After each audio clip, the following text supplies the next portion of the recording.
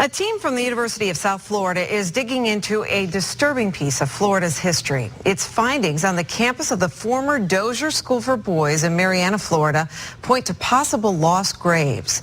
News Channel 8's Yolanda Fernandez talks to a former student about his experience there and USF's work. It looked like an ideal setting for a boys' school in Marianna, Florida. But for 13-year-old Robert Straley, it was a living nightmare.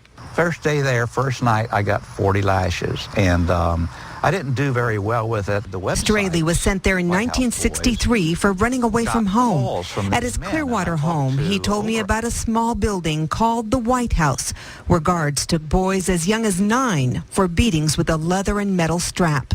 The whip sounded like a shotgun going off in there. It was so loud, and you could hear the screams and cries of the boys.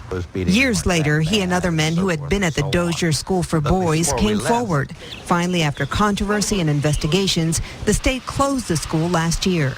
Now, a University of South Florida anthropology team studying an old cemetery on the campus found what could be signs of lost, unmarked graves.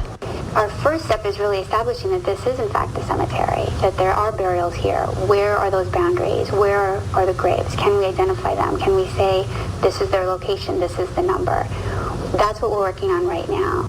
Sensitive equipment found changes in the earth that suggest the cemetery extends way beyond its boundaries. Was this a dumping ground? Is that what it is? Was this just a place they dumped bodies? Some of them could have been murdered. You know, I heard guards actually talking about boys that went into the swamp and never came back. And for Straley, the discovery is more proof of the life-changing abuse he and the other boys endured. This has given me a real sense of relief and a feeling of vindication that we have been telling the truth all along. If they are graves, they could finally offer closure to families of Dozier boys who never came home. In Clearwater, Yolanda Fernandez, News Channel 8.